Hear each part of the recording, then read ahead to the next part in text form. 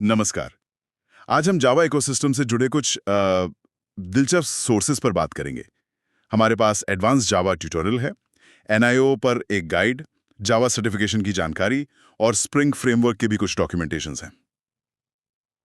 हाँ, तो ये सब थोड़े टेक्निकल हैं, बिल्कुल, लेकिन हमारा मकसद है कि इनमें से वो ज़रूरी बातें निकालें जो जावा की दुनिया को समझने में मदद करें, खासकर अगर कोई नया सीख रहा हो। हम ऑब्जेक्ट्स कैसे बनते हैं, कैसे खत्म होते हैं, फिर वो एनआईओ क्या है, स्प्रिंग फ्रेमवर्क, सर्टिफिकेशन क्यों जरूरी है, इन सब पर बात करेंगे। तो चलिए शुरू करते हैं। सबसे पहले जावा में ऑब्जेक्ट्स बनाने और हटाने की बात। एडवांस जावा ट्यूटोरियल कहता है कि भाई कंस्ट्रक्टर ही है मेन तरीका ऑब्जेक्ट बनाने का। वो बिना आर्ग्यूमेंट वाला भी हो सकता है या आर्ग्यूमेंट वाला भी। बिल्कुल। और जावा की एक एक बहुत बड़ी खूबी है इसका ऑटोमेटिक गार्बेज कलेक्शन। मतलब वो ऑब्जेक्ट्स जिनका आप कोई काम नहीं, उन्हें सिस्टम खुद ही मेमोरी से हटा देता है। इससे डेवलपर को थोड़ी राहत मिलती है मेमोरी मैनेजमेंट से। वैसे सोर्स ये भी कहता है कि फाइनलाइजर से बचना चाहिए, अच्छा, क्यों? क्योंकि वो उनका बिहेवियर थोड़ा अनप्रेडिक्टेबल होता है और परफॉर्मेंस पे भी असर डाल सकते हैं। वो जो जावा 7 में आता है ना, ट्राई विद रिसोर्सेज, हाँ हाँ, वो रिसोर्स मैनेजमेंट के लिए कई ज्यादा भरोसेमंद तरीका है। ओके। मतलब मेमोरी मैनेजमेंट ऑटोमेटिक है, पर कुछ बातों का ध्यान रखना पड़ता है। इसी सोर्स में सिंगलटन पैटर्न का भी जिक्र था, यानी एक क्लास का बस एक ही ऑब्जेक्ट, पर आजकल शायद इसे लेकर थोड़ी हिचक है। हाँ, सिंगलटन पैटर्न का मकसद तो यही है कि इंस्टेंस एक ही रहे, लेकिन आजकल जैसे डिपेंडेंसी इंजेक्शन वगैरह आ गया है, तो सिंगलटन को टेस्ट करना मुश्किल हो जाता है। इसीलिए कई सिचुएशंस में, खासकर बड़े एप्लीकेशंस में, इसे उतना अच्छा नहीं माना जाता। फ्लेक्सिबिलिटी कम हो जाती है। ठीक है, समझा। ऑब्जेक्ट्स की बात हो गई, अब जरा डेटा हैंडलिंग पर आते हैं, मतलब आईओ पर। हाँ एनआईओ गाइड में एक अलग चीज है, नॉन ब्लॉकिंग आईओ। ये नॉर्मल आईओ से कैसे अलग है? हाँ, देखिए, जो ट्रेडिशनल आईओ है उसमें डेटा सीधा स्ट्रीम से आता जाता है। वो कभी कभी स्लो हो सकता है, मतलब ब्लॉक कर सकता है। एनआईओ में क्या है, बफर्स का इस्तेमाल होता है। बफर्स? हाँ, बफर एक तरह का मेमोरी ब्लॉक है जहां डेटा रखा जाता है, फिर वो चैनल के जरिए ट्रांसफर होता है। हर बफर की अपनी कैपेसिटी होती है, कितना डेटा आएगा, पोजीशन, कहाँ पढ़ या लिख रहे हैं, और लिमिट, मतलब कितना डेटा असल में उसमें है। ये सिस्टम ज्यादा एफिशिएंट हो सकता है, खासकर जब बहुत सारे कनेक्शंस हों। बफर्स और चैनल्स, इंटरेस्टिंग। अच्छा, इसी एनआईओ गाइड में स्कैटर गैदर आईओ भी मेंशन्ड है। हाँ वो क्या चीज है? हाँ, वो काफी काम का फीचर है। स्कैटर मतलब आप एक चैनल से डेटा पढ़कर उसे कई अलग-अलग बफर्स में बांट सकते हैं। ओके। और गैदर ठीक इसका उल्टा है, मतलब कई बफर्स का डेटा इकट्ठा करके एक चैनल में लिख देना। जैसे सोचिए, नेटवर्क पैकेट में हेडर और बॉडी अलग-अलग रखनी है, तो स्कैटर गैदर से ये आसान हो जाता है।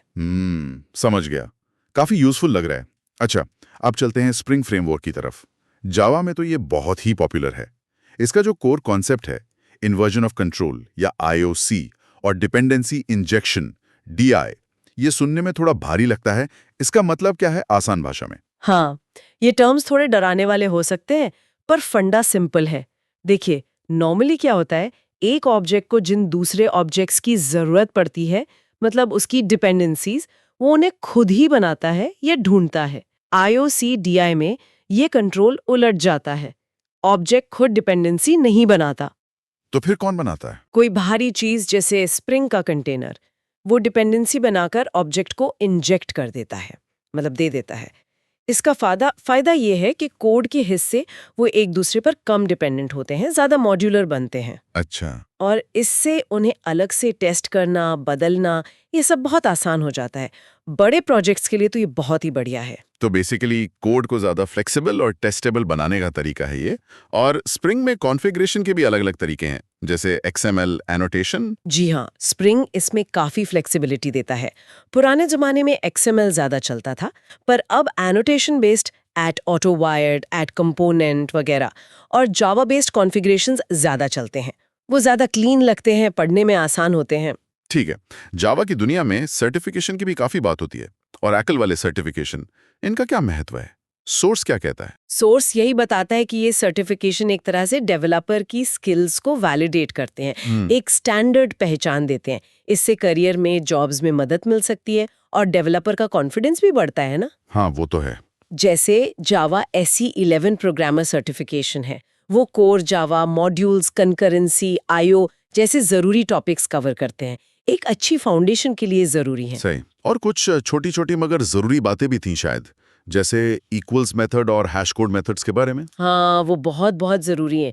एडवांस जावा सोर्सेस पर जोर देता है।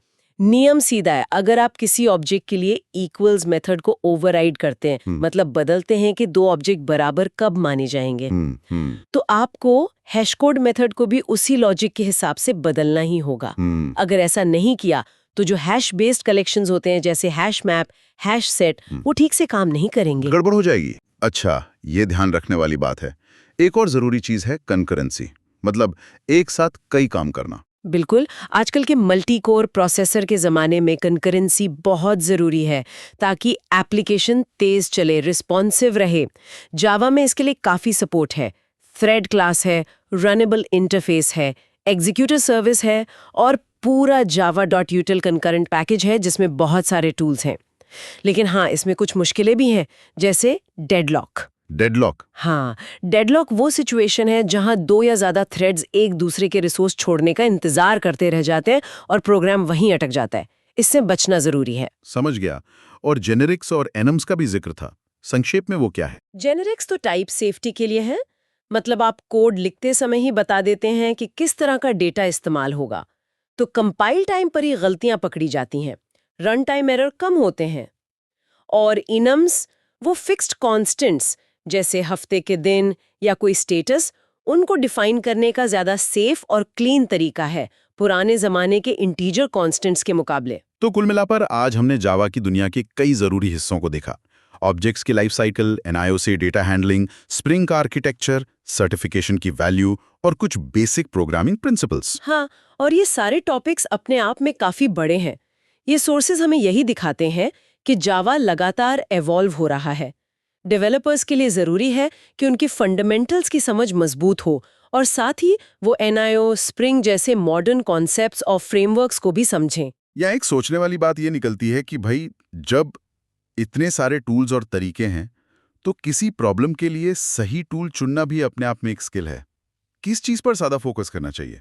कोर कॉन्सेप्ट्स पर या हमेशा लेटेस्ट फ्रेमवर्क सीखने पर? शायद बैलेंस ही जवाब है। इसी सवाल के साथ आज की चर्चा यहीं रोकते हैं।